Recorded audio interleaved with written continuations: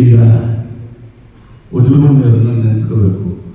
ವಜೂರು ಮುನಿಯರನ್ನ ದಿನಕ್ಕೆ ನಾನು 10 ಬಾರಿ ನಾನು ನೆನೆಸ್ತೀನಿ. ಯಾಕೆಂದರೆ ಅವರು ಹಾಕ್ಬೇಕಂತಹ ಒಂದು ಪೀಠ.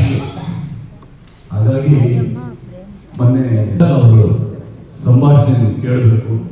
ಪಾಪಣ ಅಂತ ಇಲ್ಲೇ ಹೇಳೋಣ ಅಂತ ಮನೆ ಚರಣಕ ಕುಮಾರರಿಗೆ ನಮಸ್ಕಾರ ತಿಳಿಸ್ತಾ ಒಂದು ಅವರ ನಾಟಕದ ಒಂದು ಸಂಭಾಷಣೆ.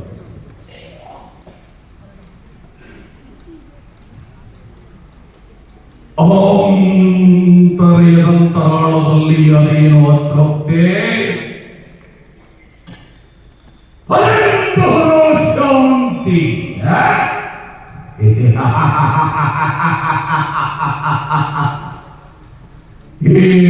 ಎಂಟನೆಯ ಸೆಕೆಂಡ್ ರಾವಣನ ಗುಂಡಿಗೆಯನ್ನು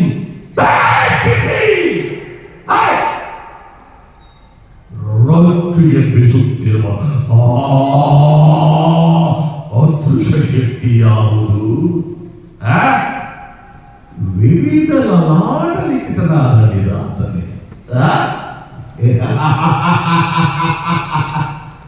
ಪಾಪ ಆ ವಿಧಾತನು ತನ್ನ ವಿಧಾತ ಪಟ್ಟಣವನ್ನು ಕಟ್ಟು ಕಟ್ಟಿ ನನ್ನ ಪಾದಳಿಯಲ್ಲಿಟ್ಟು ಪಂಚಾಂಗದ ಪುರೋಹಿತನಾಗಿದ್ದಾನೆ ಆ ಬ್ರಹ್ಮ. ಹಾಗಾದರೆ ನನ್ನನ್ನು ಕ್ಷಣ ಕ್ಷಣಕ್ಕೂ ಕ್ಷಣಚಿತ್ತವಾಗಿ ಕಾಡುತ್ತಿರುವ ಈ ಭ್ರಾಂತಿ ಕ್ಷಣಚಿತ್ತವಾದ ನವಗ್ರಹ ಕ್ರಾಂತಿಯೇ.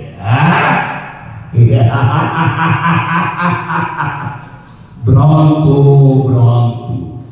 ಆ ನವಗ್ರಹಗಳೆಲ್ಲವೂ ನನ್ನ ಸಿಂಹಾಸನದ ಹಂತ ಹಂತಗಳಾಗಿ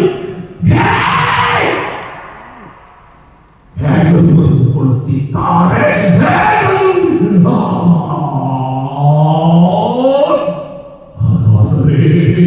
ಹಾಗಾದರೆ ನನ್ನನ್ನು ನಿಮಿಷ ನಿಮಿಷಕ್ಕೂ ನಿಶಕ್ತರನ್ನಾಗಿ ಮಾಡಿ ಕಾರಣವಾಗಿ ಕಾಡುತ್ತಿರುವ ಕಾರಣದ ಕೈ ಯಾವುದು?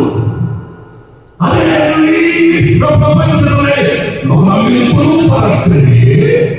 ಪ್ರಭುತ್ವಕ್ಕೆ ಪ್ರಚಂಡವೇ ಸಾಧ್ಯವಿಲ್ಲ, ಸಾಧ್ಯವಿಲ್ಲ.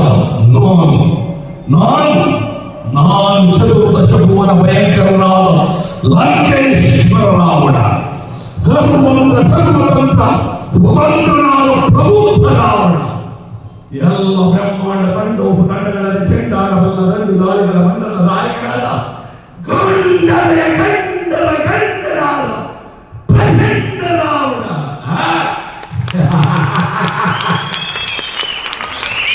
ಕಳೆದ 35 ವರ್ಷದಿಂದ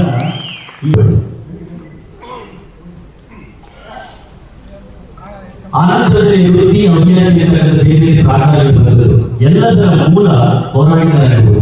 ಇವತ್ತೇನಾದರೂ ಪುರಾಣಗಳು ಜನಮಾನಸದಲ್ಲಿ ಉಳಿದಿದೆ ಅಂತಂದ್ರೆ ಅದಕ್ಕೆ ನಮ್ಮ ಪೌರಾಣಿಕ ರಂಗಭೂಮಿಯ ಎಲ್ಲ ಕಲಾವಿದರು ಕಾರಣ.